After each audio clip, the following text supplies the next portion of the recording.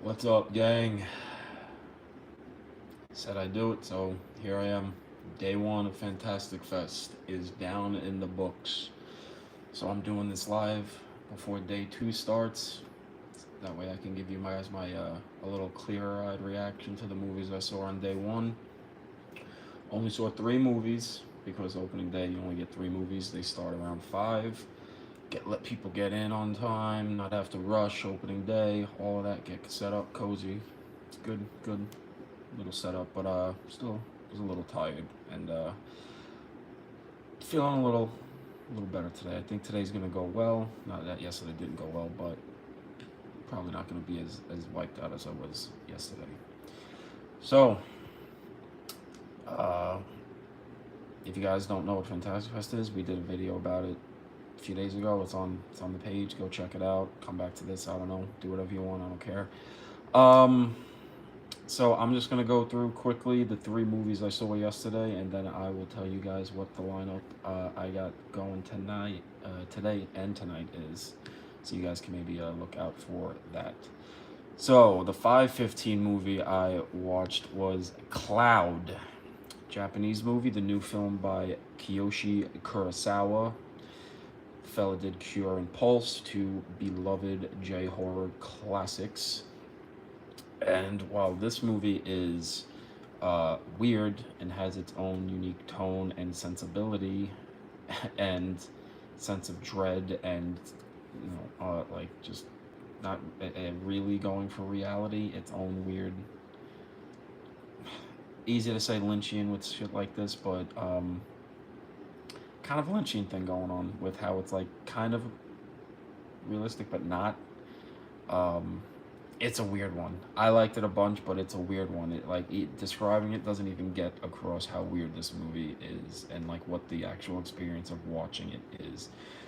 I mean, they keep saying it's like his version of an action movie, which is true. It just takes a while to become that, and when it does, it's more. I don't even know like how to explain it, man. It's like once the guns come out,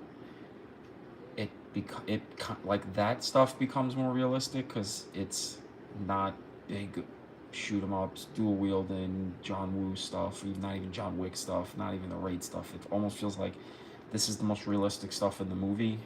The way gun violence plays out, it doesn't take one shot to kill somebody. You gotta shoot them a bunch, and they're gonna be in pain, and nobody, it's not accurate, all that.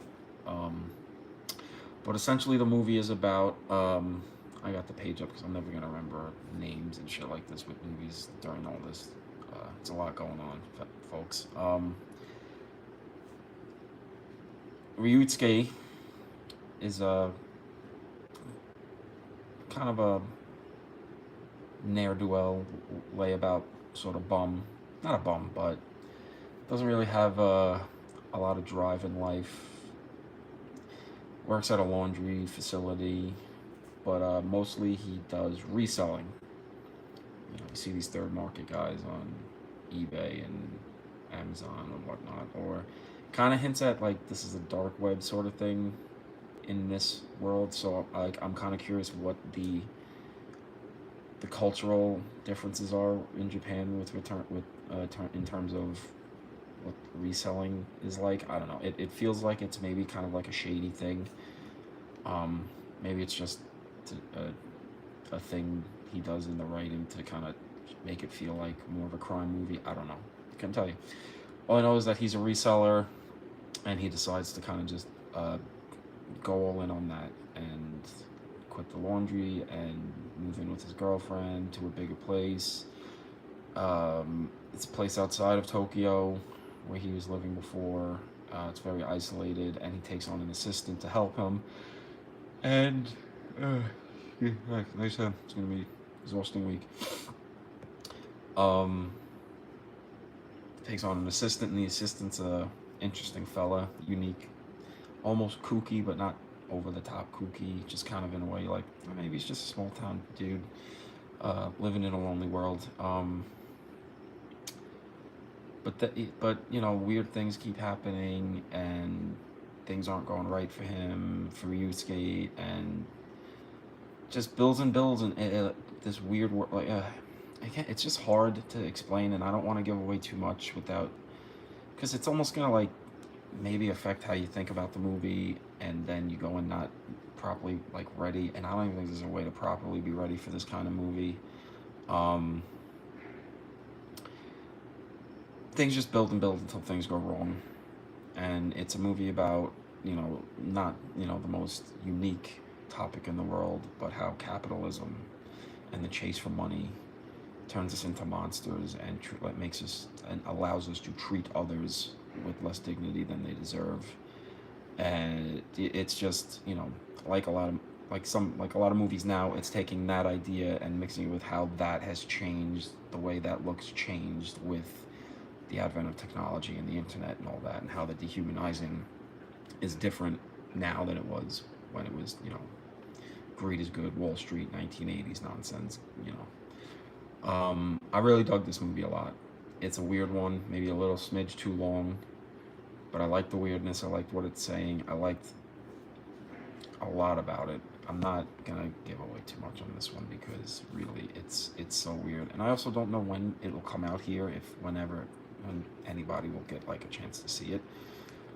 So, you know, write that one down. Keep an eye out. Kiyoshi Kurosawa's Cloud. All right, so the 8 o'clock movie on Thursday, day one of Fantastic Fest. Big release. The new movie from Alexandre Aja, starring Halle Berry, Never Let Go. I think it's out today in theaters. This was kind of just like a big final like premiere push for them. And Alexandre Aja and Halle Berry were actually there doing introduce the movie and then do a Q&A afterwards, which was very cool, very surprising. Didn't know they were doing that. So yeah, it's kind of got a Quiet Place feel to this movie. It's funny how Quiet Place has sort of spawned its own subgenre in the world, which, I think the first two, I think the first one's great, second one's pretty good, third one's solid. But it's just funny how like John Krasinski, who gets dumped on all the time, is pretty much on accident created this like a whole new thing that horror is chasing, which is fun.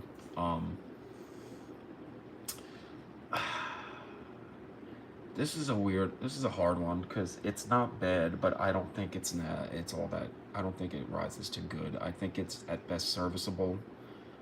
You wouldn't have the worst time watching it on a Friday night, Saturday night, whatever, at home, at the theater, or watching it at home when it's streaming.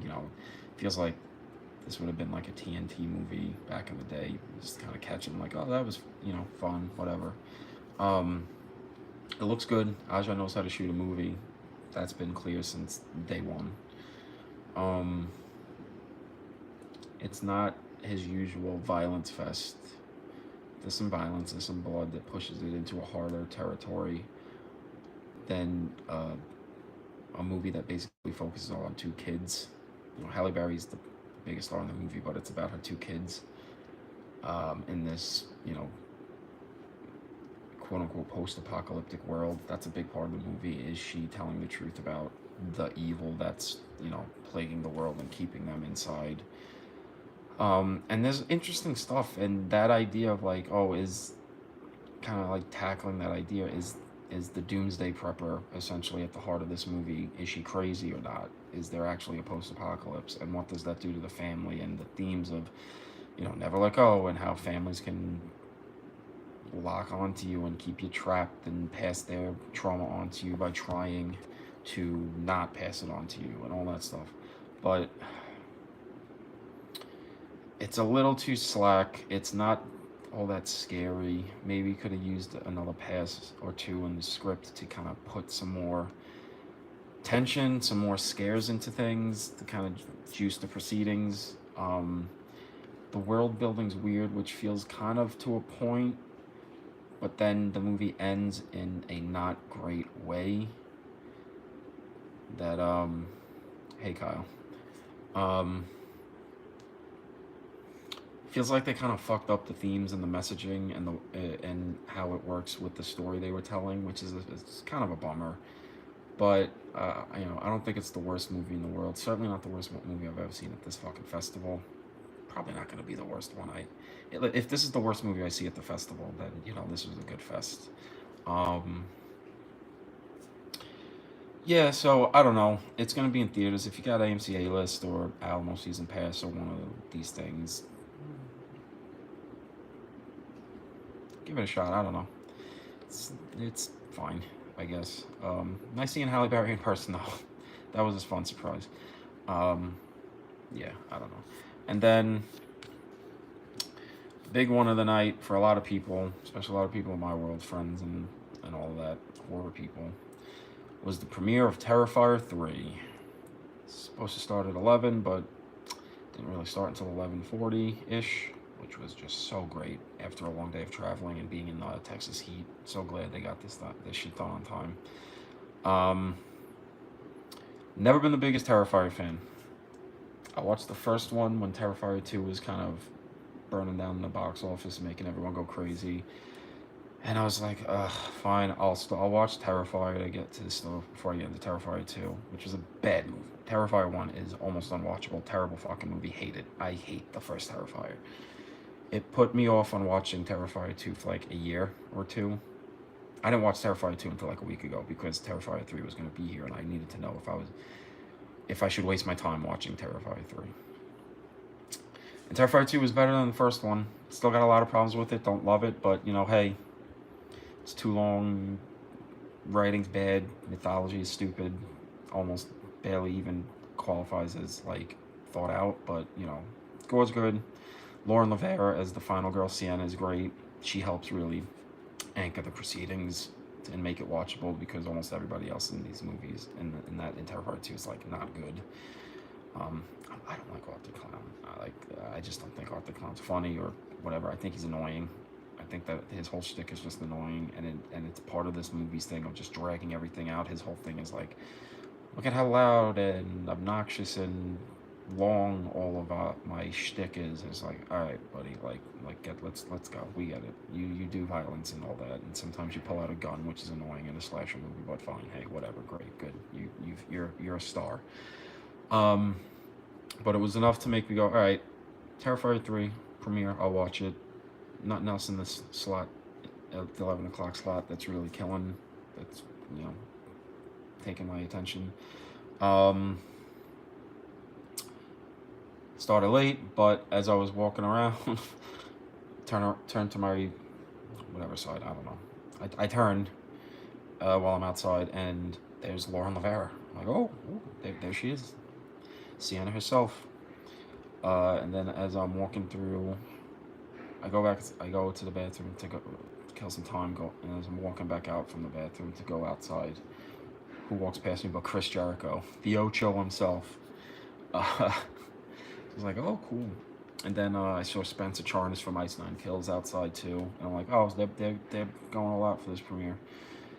Yeah, kind of primed you for the movie, and then finally, after fucking forever, got the goddamn movie started. And listen, I still don't love these movies, but it's definitely better than 2. They're kind of figuring out like the proper way to write and structure a movie, which is nice. It's nice for a movie to be a movie and not just a demo reel for a gore guy's effects work. But yeah, it's more streamlined. It's definitely shorter than 2. There is no post-credit scene that drags it out even more. Again, they like trying to build a mythology that's fucking stupid and I don't even think makes sense. Maybe I was just tired, but honestly, I was like, what the fuck is, like, what is this? Lauren Lavera is great again, but this mythology where they're like making her this chosen one character is just annoying, and it kind of, I don't know, diminishes the character and takes her from being a final girl to the chosen one, which is almost never interesting. It would have been so much more interesting if she was like the one who fights back, because she's just the one who fights back. She's the one without having to be the one. I don't know, it's just annoying. But yeah, it's shorter, it's simpler for the most part. The gore effects are great again as usual. That's what we're here for. I think again better than the second one in terms of that stuff. I know everyone goes nuts for the, you know, cutting off the scalp and the bleach and salt scene. From two, I think this is just the kills are better. It's still a lot of filler, but you know, I guess better filler than one and two. It's a Christmas movie again. If you didn't know, it's a Christmas movie. And I put it in my Letterboxd review. It's so funny how this whole fucking series, this thing is like, oh, we're gonna be dark and edgy and, you know, like really push boundaries and be fucked up and blah blah blah. And despite its title, Terrifier, it's never terrifying. It's never scary. It's just like, all right, there's more violence. That's cool. We like gore. But that, for being set on Christmas, man, it never reaches the sleazy, upsetting, deranged, genuinely deranged and upsetting levels of like the original Silent Night, Deadly Night. Quality wise, never comes close to the original Black Christmas. Not at all. Black Christmas is playing a different game. Silent Night, Deadly Night is genuinely like a sleazy, like you need to take a shower after a movie, which is almost like what this movie wants to be, but never gets to. It's too like dopey and cartoonish, and honestly like incompetent in the writing and kind of directing elements to really make you ever care. But better than two, best in the series. It's watchable. Maybe the fourth one, which yeah, he said they're gonna do a fourth one, obviously, and it's set up for a fourth one. Probably gonna be better. Seems like they're figuring out as they go. So yeah, Terrifier 3. That is the end of my day one. So I'm getting ready to about 20 minutes or so pick up my tickets for tomorrow. And looks like it'll be a good day no matter what my tickets are. But today seems like it'll at least be a 5-movie day for me. I don't know if I'll do a 5-movie day again after this. Who knows? But 5-movie day today. I'm gunning for it. So my first movie of the day is going to be Chain Reactions, a documentary about the Texas Chainsaw Massacre and its lasting legacy. That's 11:05. At 2:15, I'm going to be seeing Apartment 7A, the Rosemary's Baby prequel, which you would think, wow, who needs that? Why would anybody want to make that? It's probably not going to be good. But honestly, it's a streaming movie and probably literally the only time you will ever be able to see it on the big screen. And hey man, First Omen this year rocked, and then nobody had any expectations about that, so I'm gonna give this thing a chance. What can you do? My 450 is maybe the biggest movie of the week for me, the one I was aiming for the most. Secret screenings, you know, who knows what's gonna be in them. I might end up being disappointed in secret screenings, but this is the movie I needed to see, and I got my tickets for it, and I'm so fucking happy. I'm seeing Nora, Sean Baker's new movie, 450. Let's fucking go, baby. I'm excited. I can't wait for this fucking movie. I'm hyped. Hyped as fuck. My 8:10 movie, my 8 o'clock round is at 8:10. It's The Rule of Jenny Penn. Didn't hear about it until looking into movies that were playing, and looks interesting. Looks weird. So it's John Lithgow and Jeffrey Rush. Seems like a really weird, fucked up, dark comedy thriller thing, and John Lithgow's getting back to being a nut job villain again, which is always fun. Definitely into that. Was going to try to get into Daniela Forever, though. Nacho Vigalando's new movie. It's been a while since Colossal and that ruled, and I wanted to see this, but whatever, couldn't get it. Shit happens. Then my 11 o'clock round movie is at 11:35. I got into the secret screening. Very curious what it's going to be. No idea. Could be literally anything. But I'm excited that I got into at least one secret screening this festival. Gonna aim for more, and yeah, keep a lookout on Twitter and Letterboxd, and check back in tomorrow, where I will be back to tell you about how today's movies went and what Saturday's movies are going to be. Peace.